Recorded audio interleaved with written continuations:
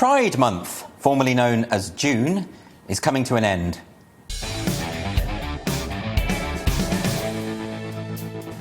So, Pride Month. For a full 30 days, avaricious corporations who continue to exploit poverty-stricken people in the developing world have been decorating their stores and products with rainbow flags to prove how compassionate they all are. So at least for the next 11 months, they won't have to keep up the pretense, because it must be exhausting. One of the oddities of this culture war is that sex and sexuality should be one of the major battlegrounds. And it's not just corporations who are getting on board. Last week we had the National Trust asking its staff to dress up in rainbow colours with rainbow ribbons in their hair and rainbow face paints, which has no doubt left their visitors rather baffled, given that most of them are septuagenarians who just want somewhere peaceful to eat their Victoria sponge. The NHS in Scotland has asked staff members to sign a pledge to confirm that they are supportive of LGBT people. Having signed the pledge, staff are given a badge to wear while on duty to show that they've signed it. All of which begs the question, why would anyone assume they weren't supportive of gay rights? Wearing a badge to say that you don't have a problem with gay people is a bit like wearing a badge that says, I am not a serial killer. It's bound to make people suspicious. And what about those who don't want to demonstrate their moral virtue at the behest of others? Remember the woman at the restaurant in Washington, D.C., who was accosted by BLM protesters, screaming in her face to force her to raise her fist in solidarity? And even under this kind of mob pressure, she refused. And the thing is, she was a Black Lives Matter supporter. She'd been on the marches. It wasn't that she didn't support the cause, it's that she didn't want to be told how to express herself. I think we could all do with a bit more of that type of courage. And of course, when it comes to the NHS in Scotland, they've left their employees wide open to accusations of bigotry if they don't wear the badge. For instance, one angry person tweeted that after the NHS Scotland announcement, she said, if they don't badge up, then they are trans-hating TERFs and should be dismissed from the NHS. There is no place for hidden haters that take the taxpayers' money as a wage. We don't pay for hate. It's almost as though insisting that people declare their moral virtue can lead to shame and division.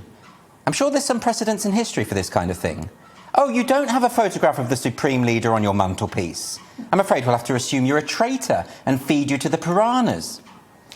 With the proliferation of multiple sexualities and genders, it can get very confusing. And for some reason, they've all got their own flags. So, in addition to heterosexual, homosexual and bisexual, you need to learn the following if you want to be truly progressive. Pansexual. This is someone who is attracted to all gender identities. Somnisexual. This is when you only feel sexual attraction for people in your dreams. Autosexual. That's anyone who can only be aroused by themselves.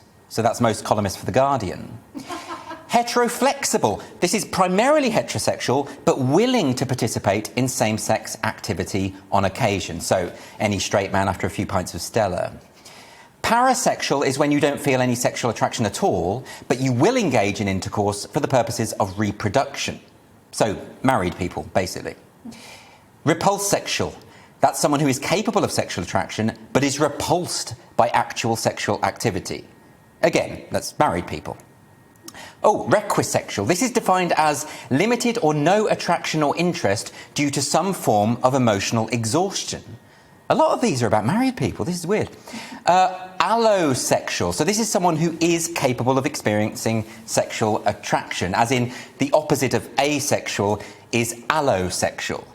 Presumably, allosexual is someone who gets aroused by dodgy French accents.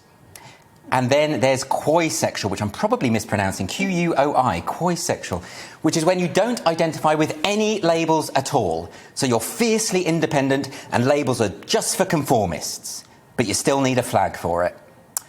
A lot of this sounds a lot more like sexual proclivities, doesn't it, rather than sexual orientation. And those can be infinite. When Alfred Kinsey published his famous reports into human sexual behaviour in the 1940s and 50s, people were shocked at the sheer range of different sexual tastes. And given that no two people have precisely the same tastes, isn't the logical endpoint a situation where everyone has their own flag? That's a lot of fabric. Think of the dry cleaning bills. I mean, I know a guy who can only have an intimate experience if he's listening to an audiobook by Jeffrey Archer. Should he have a flag? I mean, sexual identity politics has always been... Oh, there's the flag right there. Sexual identity politics has always been about groups of people fighting against oppression. So the six-stripe rainbow flag That was a sign of unity. That was the point of it. The whole point of the Pride rainbow was that it includes everyone. You can get rid of Jeffrey Archer now, we've got the point. But identity politics of today seem to be very much about creating as much division as possible. So the Pride flag, as it currently stands, looks like this. Ugly, isn't it? I mean, seriously, what kind of respectable gay person doesn't know how to colour coordinate? I say we get rid of all the flags and that we just be who we want to be. Look, if you really need to fly a flag to advertise the fact that you've got a fetish for hairdryers or you only ever copulate in the moonlight to appease the ancient lupine gods, then by all means just go ahead.